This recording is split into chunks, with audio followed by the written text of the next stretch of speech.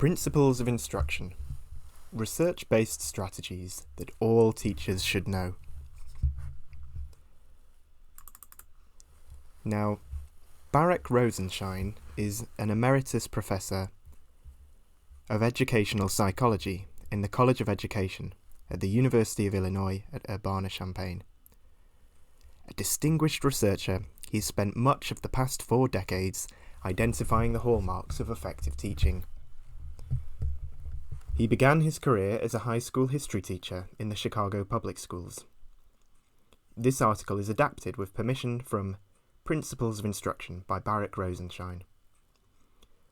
Published by the International Academy of Education in 2010, the original report is available at ibe.unesco.org, etc.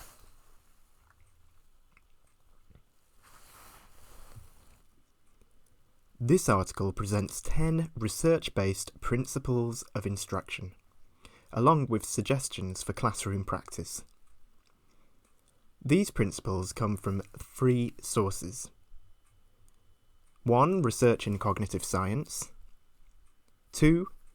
Research on master teachers. And 3. Research on cognitive supports. Each is briefly explained below. Research in cognitive science. This research focuses on how our brains acquire and use information. This cognitive research also provides suggestions on how we might overcome the limitations of our working memory when learning new material. Working memory, i.e., the mental space in which thinking occurs.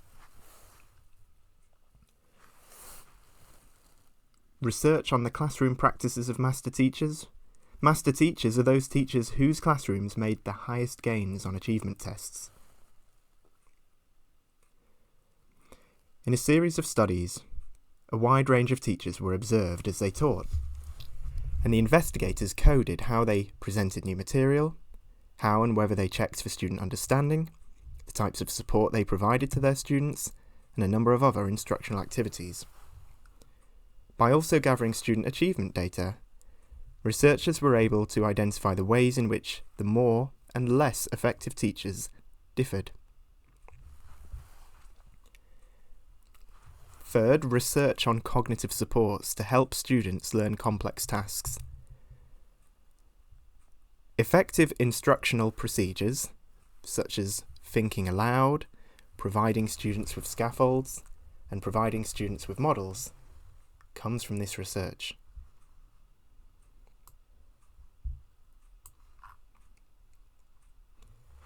Even though these are 3 very different bodies of research, there's no conflict at all between the instructional suggestions that come from each of these 3 sources. In other words, these 3 sources supplement and complement each other. The fact that the instructional ideas from 3 different sources supplement and complement each other gives us faith in the validity of these findings. Education involves helping a novice develop strong, readily accessible background knowledge. It's important that background knowledge be readily accessible, and this occurs when knowledge is well rehearsed and tied to other knowledge. The most effective teachers ensured that their students efficiently acquired, rehearsed, and connected background knowledge by providing a good deal of instructional support. They provided this support by teaching new material in manageable amounts, modelling, gaining student practice, helping students when they made errors, and providing for sufficient practice and review. Many of these teachers also went on to experiential, hands-on activities, but they always did the experiential activities after, not before, the basic material was learned.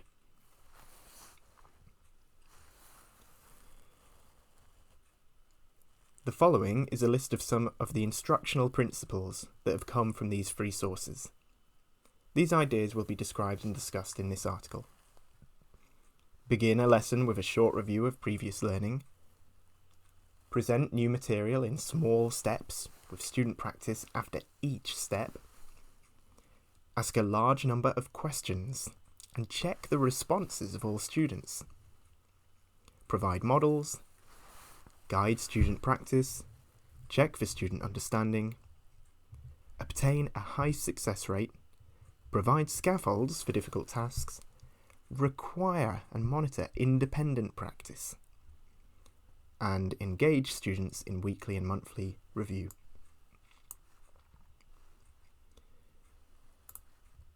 Principle 1. Begin a lesson with a short review of previous learning. Daily review can strengthen previous learning and can lead to fluent recall. First, the research findings. Daily review is an important component of instruction. Review can help us strengthen the connections among the material we have learned. The review of previous learning can help us recall words, concepts, and procedures effortlessly and automatically when we need this material to solve problems or to understand new material. The development of expertise requires thousands of hours of practice, and daily review is one component of this practice. For example, daily review was part of a successful experiment in elementary school mathematics. Teachers in the experiment were taught to spend 8 minutes every day on review. Teachers used this time to check the homework, go over problems where there were errors, and practice the concepts and skills that needed to become automatic. As a result, students in these classrooms had higher achievement scores than did students in other classrooms. Daily practice of vocabulary can lead to seeing each practiced word as a unit, i.e., seeing the whole word automatically, rather than as individual letters that have to be sounded out and blended.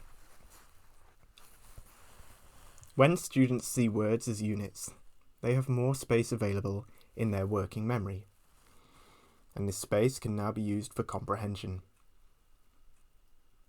Mathematical problem solving is also improved when the basic skills, addition and multiplication, etc., are overlearned and become automatic, thus freeing working memory capacity.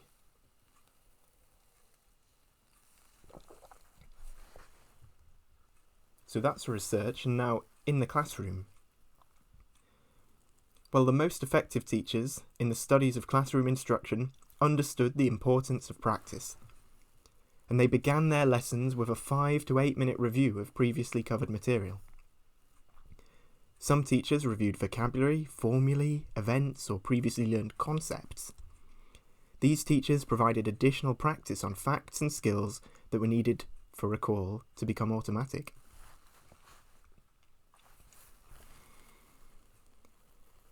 Effective teacher activities also included reviewing the concepts and skills that were necessary to do the homework, having students correct each other's papers, and asking about points on which the students had difficulty or made errors. These reviews ensured that the students had a firm grasp of the skills and concepts that would be needed for the day's lesson. Effective teachers also reviewed the knowledge and concepts that were relevant for that day's lesson. It is important for a teacher to help students recall the concepts and vocabulary that will be relevant for the day's lesson, because our working memory is very limited.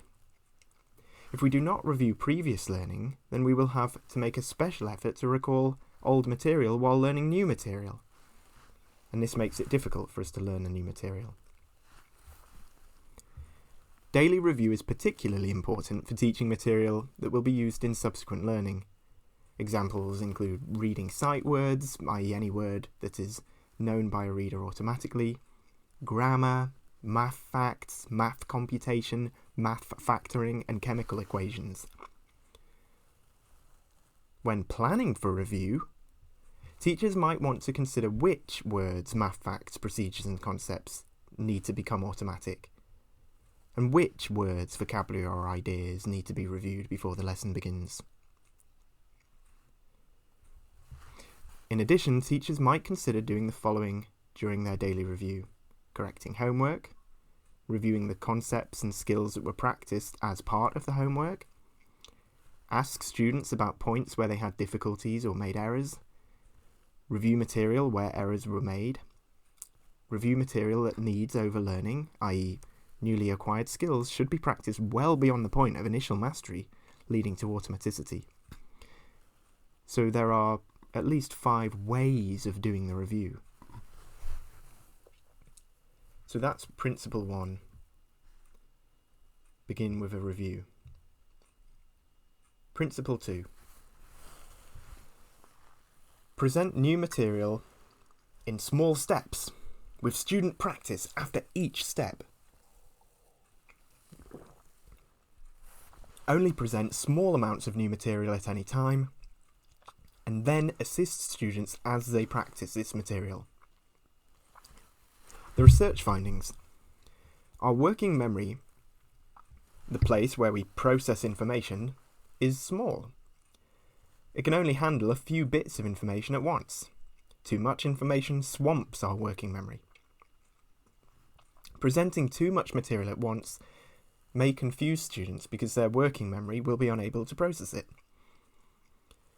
Therefore, the more effective teachers do not overwhelm their students by presenting too much material at once. Rather, these teachers only present small amounts of new material at any time, and then assist the students as they practice this material. Only after the students have mastered the first step do teachers proceed to the next step. The procedure of first teaching in small steps and then guiding student practice represents an appropriate way of dealing with the limitation of our working memory. And in the classroom, the more successful teachers did not overwhelm their students by presenting too much material at once. Rather, they presented only small amounts of new material at one time, and they taught in such a way that each point was mastered before the next point was introduced. They checked their students' understanding on each point and retaught material when necessary.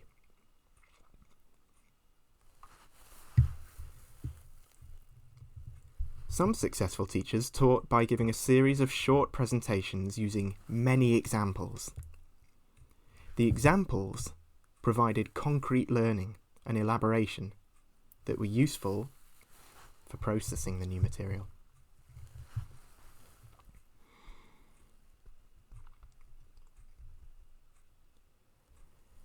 Teaching in small steps requires time, and the more effective teachers spent more time presenting new material and guiding student practice than did the less effective teachers.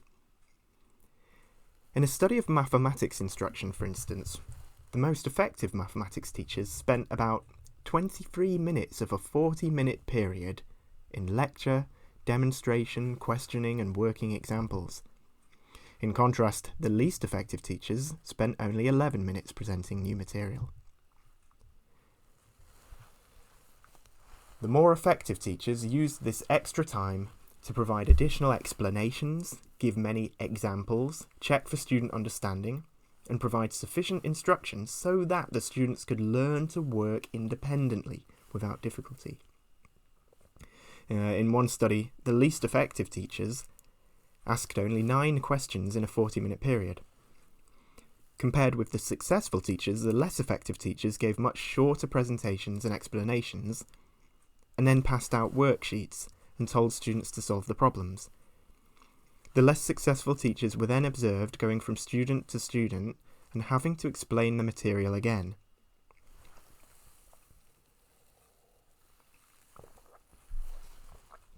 Similarly, when students were taught a strategy for summarising a paragraph, an effective teacher taught the strategy using small steps. First, the teacher modelled and thought aloud as she identified the topic of a paragraph. Then she led practice on identifying the topics of new paragraphs. Then she taught students to identify the main idea of a paragraph. The main idea of a paragraph, where the idea is something slightly more complex than the topic, which is just the brief theme of the paragraph. The teacher modelled this step, finding the idea, and then supervised the students as they practiced both finding the topic and locating the main idea. Following this, the teacher taught the students to identify the supporting details in a paragraph. The teacher modelled and thought aloud, and then the students practiced. Finally, the students practiced carrying out all 3 steps of this strategy. Thus, the strategy of summarising a paragraph was divided into smaller steps, and there was modelling and practice at each step. So that's the second principle.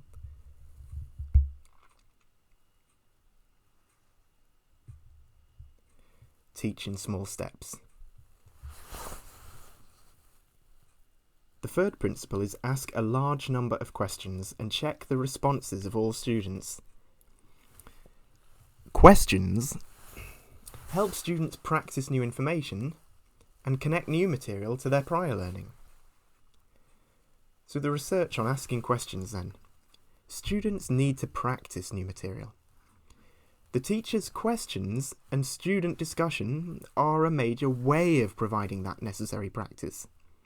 The most successful teachers in these studies spent more than half of the class time lecturing, demonstrating, and asking questions. Questions allow a teacher to determine how well the material has been learned and whether there's a need for additional instruction.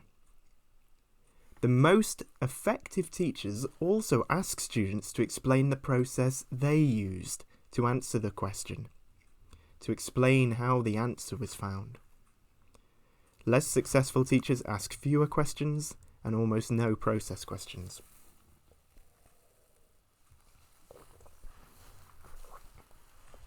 In the classroom. In one classroom-based experimental study, one group of teachers was taught to follow the presentation of new material with lots of questions. They were taught to increase the number of factual questions and process questions they asked during this guided practice. Test results showed that their students achieved higher scores than the students whose teachers did not receive that training. Imaginative teachers have found ways to involve all students in answering questions. Here are the examples. We have all students tell the answer to a neighbour.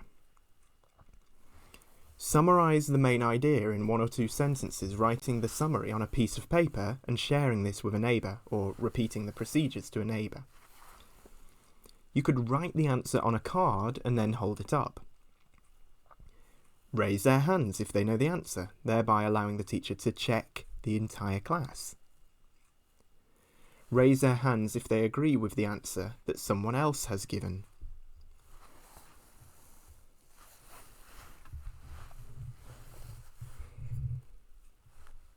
Across the classrooms that researchers observed, the purpose of all these procedures was to provide active participation for the students, and also to allow the teacher to see how many students were correct and confident. The teacher may then reteach some material when it was considered necessary. An alternative was for students to write their answers and then trade papers with each other. Other teachers used choral responses to provide sufficient practice when teaching new vocabulary or lists of items. This made the practice seem like a game. To be effective, however, all students needed to start together on a signal. When students didn't start together, only the faster students answered. In addition to asking questions, the more effective teachers facilitated their students' rehearsal by providing explanations, giving more examples, and supervising students as they practiced the new material. The following is a series of stems for questions that teachers might ask when teaching literature, social science content, or science content to their students. Sometimes students may also develop questions from these stems to ask questions of each other. So how are and alike? What's the main idea of What are the strengths and weaknesses of In what way is related to Compare and with regard to What do you think causes How does tie in with what we've learned before? Which one is the best and why? What are some possible solutions for the problem of Do you agree or disagree with this statement? And what do you still not understand about So that's the third principle. Ask a large number of questions and check the responses of students, all students.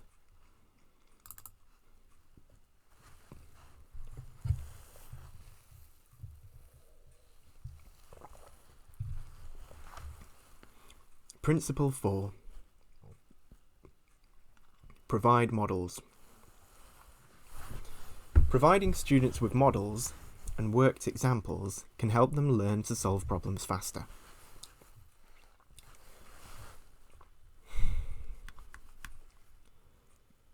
Students need cognitive support to help them learn to solve problems.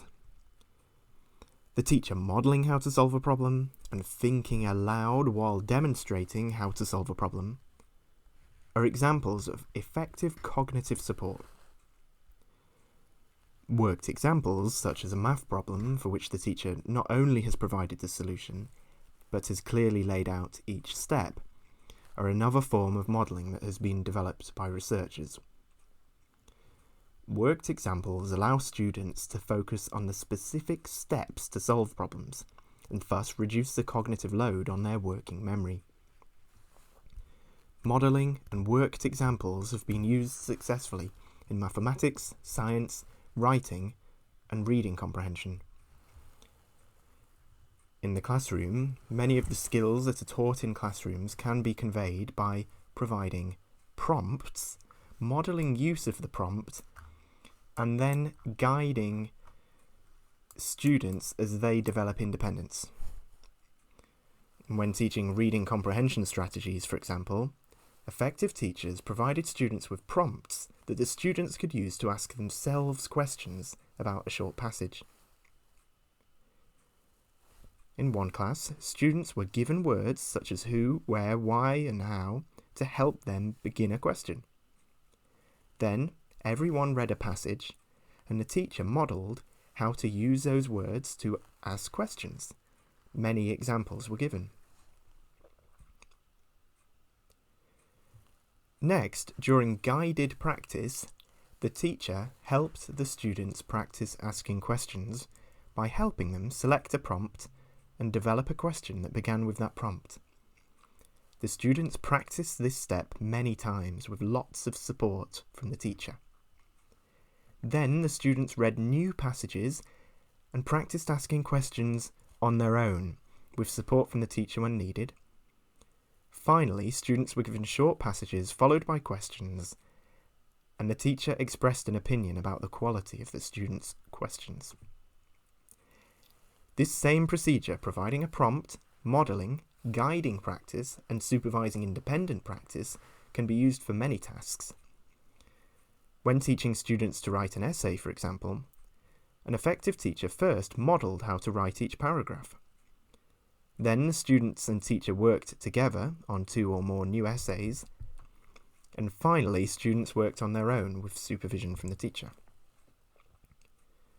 Worked examples are another form of modelling that has been used to help students learn how to solve problems in mathematics and science. A worked example is a step-by-step demonstration of how to perform a task or how to solve a problem. The presentation of worked examples begins with the teacher modelling and explaining the steps that can be taken to solve a specific problem. The teacher also identifies and explains the underlying principles for these steps. Usually, students are then given a series of problems to complete at their desks as independent practice. But in research carried out in Australia, students were given a mixture of problems to solve and worked examples. So, during independent practice, students first studied a worked example Then they solved a problem. Then they studied another worked example and solved another problem. In this way, the worked examples showed students how to focus on the essential parts of the problems. Of course, not all students studied the worked examples. To correct this problem, the Australian researchers also presented partially completed problems, in which the students had to complete the missing steps and thus pay more attention to the worked example. So that's 4 models. Principle 5. Guide student practice. Successful teachers spend more time guiding students' practice of new material.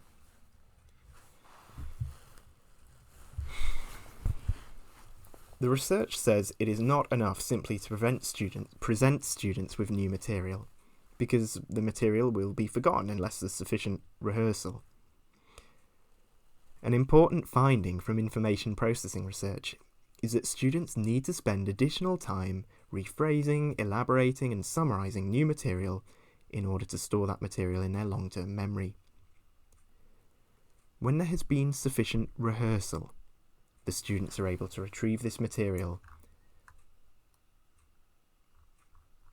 easily, and thus are able to make use of this material to foster new learning and aid in problem solving. But when the rehearsal time is too short, students are less able to store, remember, or use the material. As we know, it's relatively easy to place something in a filing cabinet, but it can be very difficult to recall where exactly we filed it. Rehearsal helps us remember where we filed it, so we can access it with ease when needed.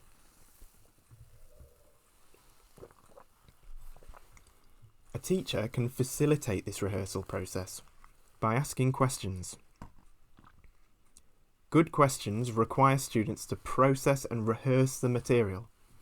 Rehearsal is also enhanced when students are asked to summarise the main points and when they are supervised as they practice new steps in a skill.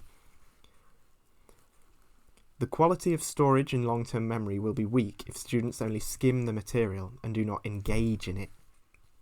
It is also important that all students process the new material and receive feedback, so they do not inadvertently store partial information or a misconception in long-term memory.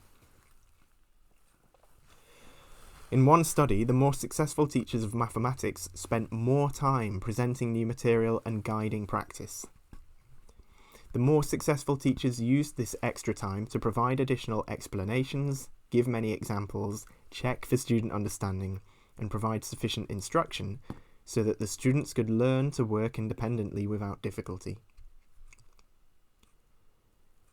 In contrast, the less successful teachers gave much shorter presentations and explanations, and they passed out worksheets and told students to work on the problems. Under these conditions, the students made too many errors and had to be retaught the lesson. The most successful teachers presented only small amounts of material at a time. After this short presentation, these teachers then guided student practice. This guidance often consisted of the teacher working the first problems at the blackboard and explaining the reason for each step, which served as a model for the students. The guidance also included asking students to come to the blackboard to work out problems and discuss their procedures. Through this process, the students seated in the classroom saw additional models. Although most teachers provided some guided practice, the most successful teachers spent more time in guided practice, more time asking questions, more time checking for understanding, more time correcting errors, and more time having students work out problems with teacher guidance. Teachers who spent more time in guided practice and had higher success rates also had students who were more engaged during individual work at their desks. This finding suggests that when teachers provided sufficient instruction during guided practice, the students were better prepared for the independent practice, e.g. seat work, homework activities. But when the guided practice was too short, the students were not prepared for the seat work and made more errors during the independent practice. So that's Principle 5, guide student practice. 6. Check for student understanding. Checking for student understanding at each point can help students learn the material with fewer errors. Research says the more effective teachers frequently checked to see if all students were learning the new material. These checks provided some of the processing needed to move new learning into long-term memory. The checks also let teachers know if students were developing misconceptions. In the classroom, effective teachers also stopped to check for student understanding. They checked for understanding by asking questions, by asking students to summarise the presentation up to that point, or to repeat directions or procedures, or by asking students whether they agreed or disagreed with other students' answers. This checking has two purposes. One, answering the questions might cause the students to elaborate on the material they've learned and augment connections to other learning in their long-term memory. And two, alerting the teacher to when parts of the material need to be retaught. In contrast, the less effective teachers simply asked, "Are there any questions?" And if there were no questions, they assumed the student had learned the material and proceeded to pass out worksheets for students to complete on their own. Another way to check for understanding is to ask students to think aloud as they work to solve mathematical problems, plan an essay, or identify the main idea in a paragraph. Yet another check is to ask students to explain or defend their position to others. Having to explain a position may help students integrate and elaborate their knowledge in new ways, or may help identify gaps in their understanding.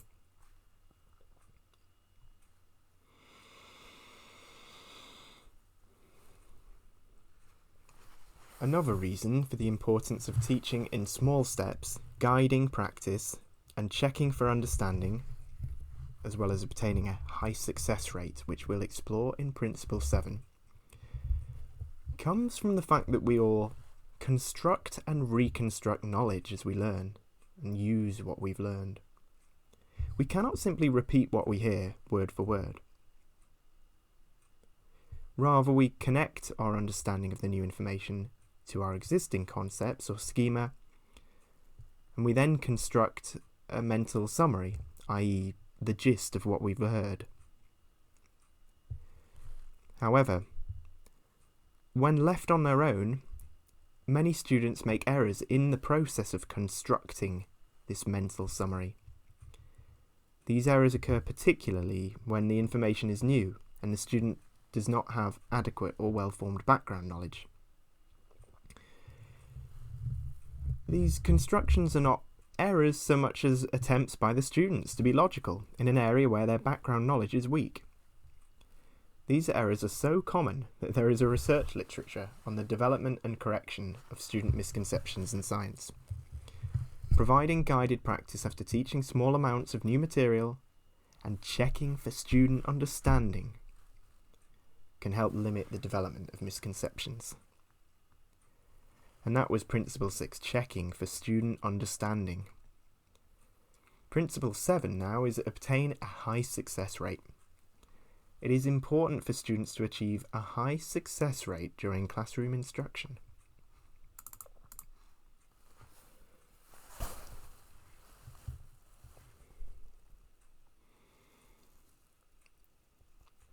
In two of the major studies on the impact of teachers, the investigators found that students in classrooms with more effective teachers had a higher success rate, as judged by the quality of their oral responses during guided practice in their individual work.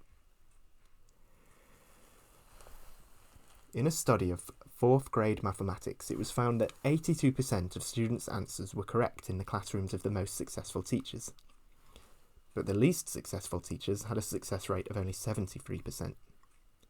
A high success rate during guided practice also leads to a high success rate when students are working on problems on their own.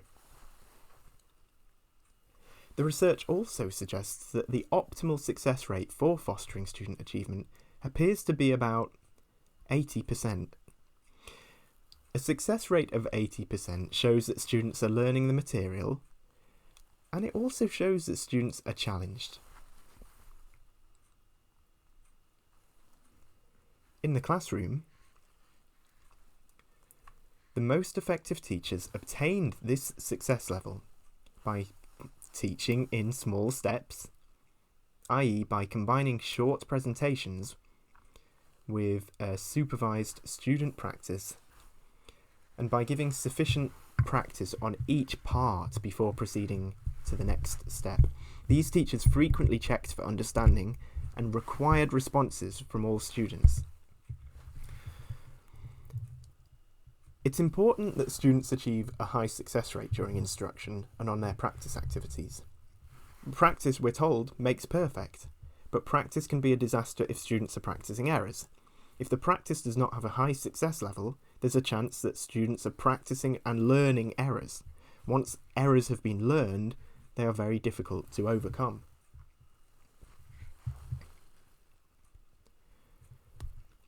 As discussed in the previous section, when we learn new material, we construct a gist of this material in our long-term memory. However, many students make errors in that process of constructing this mental summary. These errors can occur when the information is new and the student did not have adequate or well-formed background knowledge. These constructions are not errors so much as attempts by the students to be logical in an area where their background knowledge is weak. But students are more likely to develop misconceptions if too much material is presented at once, and if teachers do not check for student understanding. Providing guided practice after teaching small amounts of new material and checking for student understanding can help limit the development of misconceptions.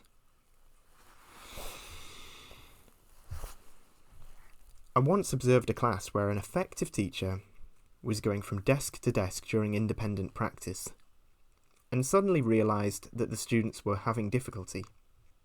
She stopped the work, told the students not to do the problems for homework, and said she'd reteach the material the next day.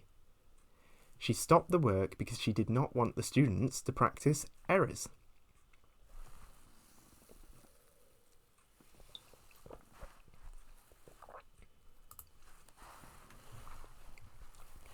Unless all students have mastered the first set of lessons, there is a danger that the slower students will fall further behind when the next set of lessons is taught.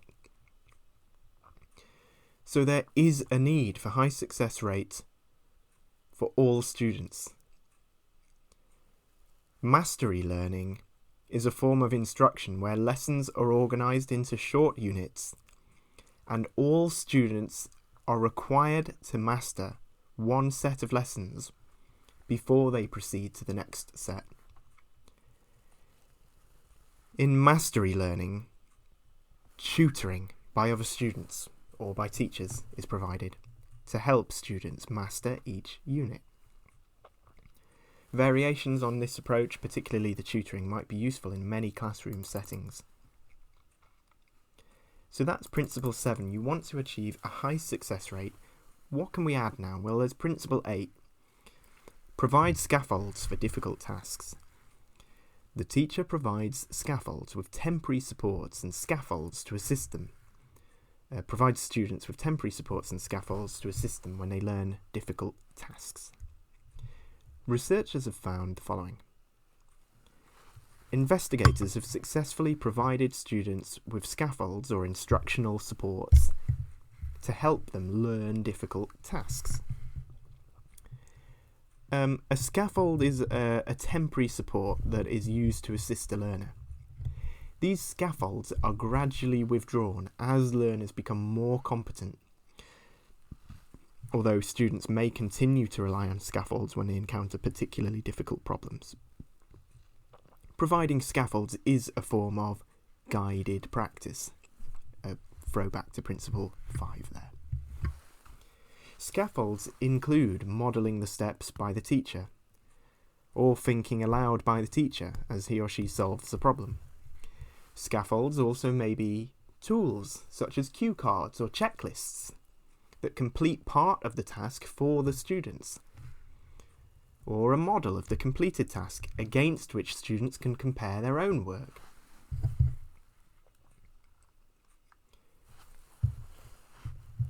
The process of helping students solve difficult problems by modelling and providing scaffolds has been called cognitive apprenticeship. Students learn strategies and content during this apprenticeship that enable them to become competent readers, writers, and problem solvers. They're aided by a master who models, coaches, provides support, and scaffolds them as they become independent. So that's the research when it comes to Principle 8, which is about scaffolds. So 8 is the scaffolding principle. In the classroom, one form of scaffolding is to give students prompts for steps they might use. Prompts such as who, why, and how have helped students to ask questions while they read. Teaching students to ask questions has been shown to help students with their reading comprehension. Similarly, one researcher developed the following prompt to help students organise material. So 1, draw a central box and write the title of the article in it. 2, skim the article, find 4 to 6 main ideas. 3, write each main idea in a box below that central box with the title in. And then 4, find and write 2 to 4 important details to list under those main ideas. Another form of scaffolding is thinking aloud by the teacher. For example, teachers might think aloud as they try to summarise a paragraph. They'd show the thought processes they go through as they determine the topic of the paragraph, and then use the topic to generate a summary sentence. Teachers might think aloud while solving a scientific equation, or writing an essay. And at the same time, provide labels for their mental processes. Such thinking aloud provides novice learners with a way to observe expert thinking that's usually hidden from the student. Teachers can also study their students' thought processes by asking them to think aloud during their problem solving.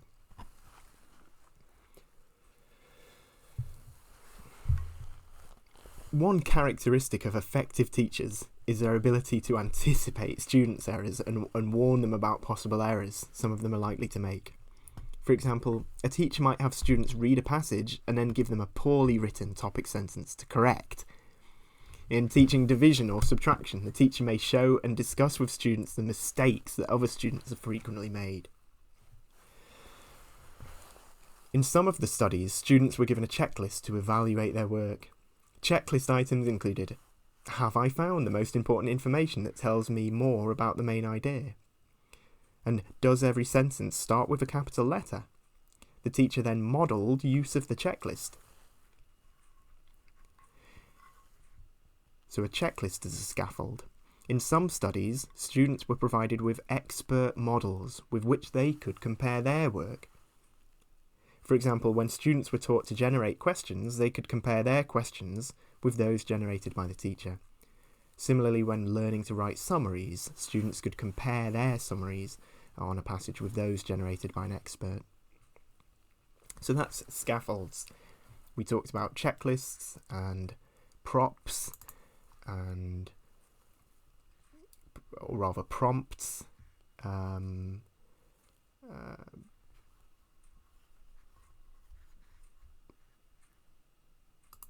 thinking aloud,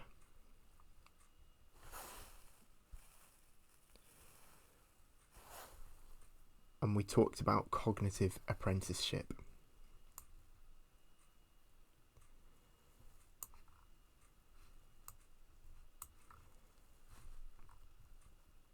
But we did also talk about tools. That's what I meant by props. Tools like cue cards or checklists. Principle 9. Require independent practice. Students need extensive, successful, independent practice in order for skills and knowledge to become automatic. The research tells us this. In a typical teacher-led classroom, guided practice is followed by independent practice, by students working alone and practicing the new material. This independent practice is necessary because a good deal of practice, overlearning, is needed in order to become fluent and automatic in a skill. When material is overlearned, it can be recalled automatically and doesn't take up any space in working memory. When students become automatic in an area, they can devote more of their attention to comprehension and application. Independent practice provides students with the additional review and elaboration they need to become fluent. This need for fluency applies to facts, concepts, and discriminations that must be used in subsequent learning. Fluency is also needed in operations such as dividing decimals, conjugating a regular verb in a foreign language, or completing and balancing a chemical equation. Those might be thought to be skills. So that's the research when it comes to requiring independent practice. Because to become fluent in a skill, overlearning is required, and to achieve that overlearning, independent practice is required. That's the argument, it seems. In the classroom, the more successful teachers provided for extensive and successful practice, both in the classroom and after class. Independent practice should involve the same material as the guided practice. If guided practice deals with identifying types of sentences, for example, then independent practice should deal with the same topic, or perhaps with a slight variation, like creating individual compound and complex sentences. It would be inappropriate if the independent practice asked the students to do an activity such as write a paragraph using 2 compound and 2 complex sentences, however, because the students have not been adequately prepared for such an activity. Students need to be fully prepared for their independent practice. Sometimes it may be appropriate for a teacher to practice some of the seat work problems with the entire class before students begin independent practice. Research has found that students were more engaged when their teacher circulated around the room and monitored and supervised their seat work. The optimal time for these contacts was 30 seconds or less. Classrooms where the teacher had to stop at students' desks and provide a great deal of explanation during seat work were the classrooms where students were making errors. These errors occurred because the guided practice was not sufficient for students to engage productively in independent practice. This reiterates the importance of adequately preparing students before they begin their independent practice.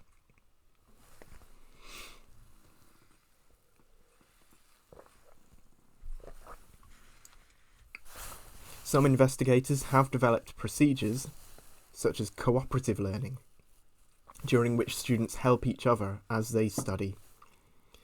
Research has shown that all students tend to achieve more in these settings than do students in regular settings. Presumably, some of the advantage comes from having to explain the material to someone else, or having someone else, other than the teacher, explain the material to the student. Cooperative learning offers an opportunity for students to get feedback from their peers about correct as well as incorrect responses, which promotes both engagement and learning. These cooperative or competitive settings are also valuable for helping slower students in a class by providing extra instruction for them. So that is the 9th principle: require independent practice. 10.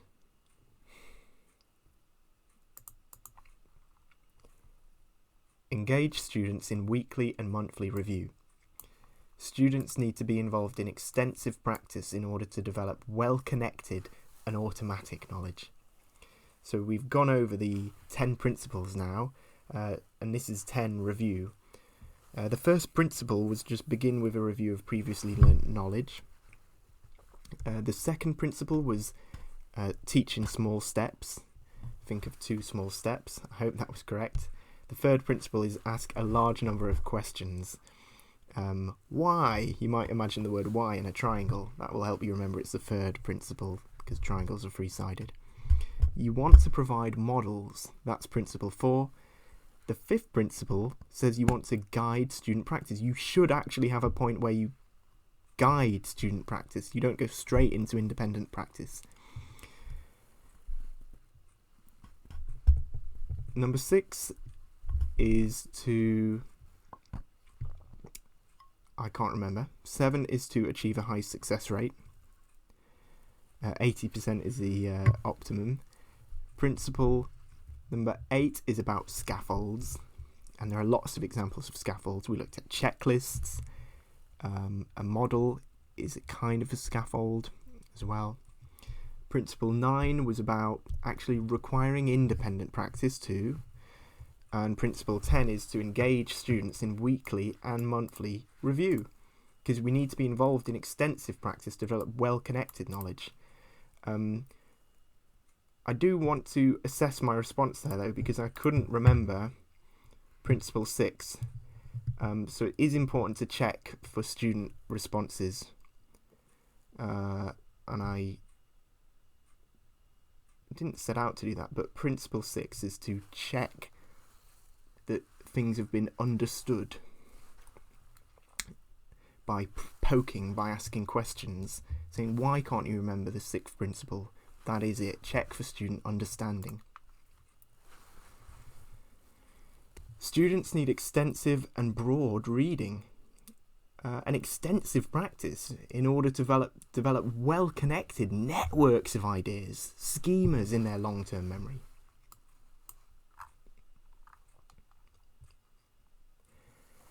When one's knowledge on a particular topic is large and well-connected, it's easier to learn new information, and prior knowledge is more readily available for use. The more one rehearses and reviews information, the stronger these interconnections become. It's also easier to solve new problems when one has a rich, well-connected body of knowledge and strong ties among the connections.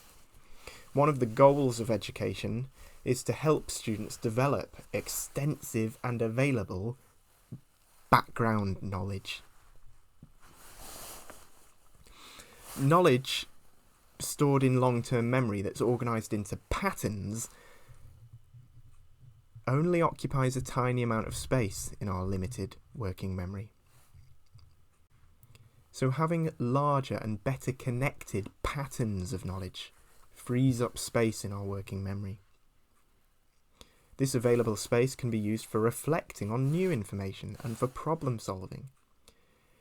The development of well-connected patterns, also called unitization and chunking, and the freeing of space in the working memory is one of the hallmarks of an expert in a field.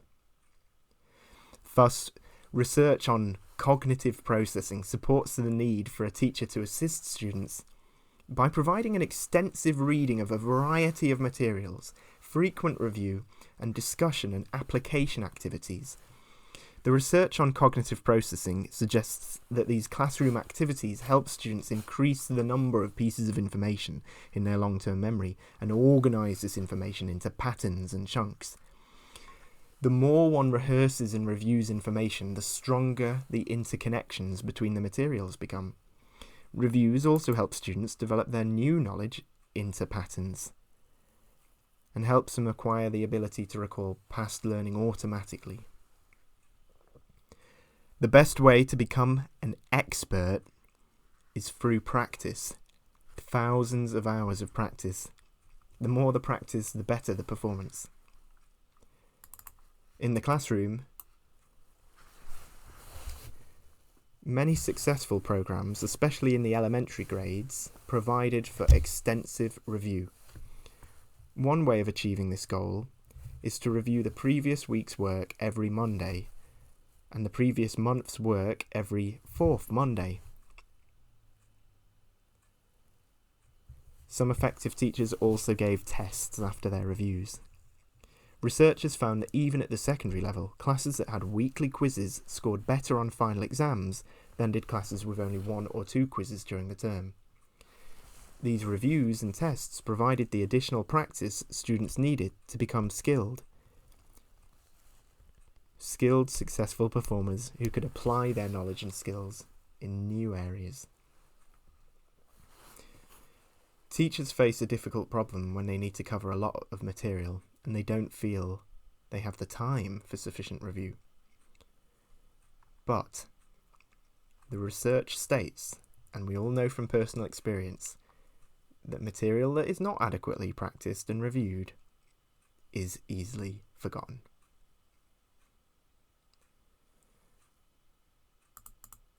And that was the 10th principle, review.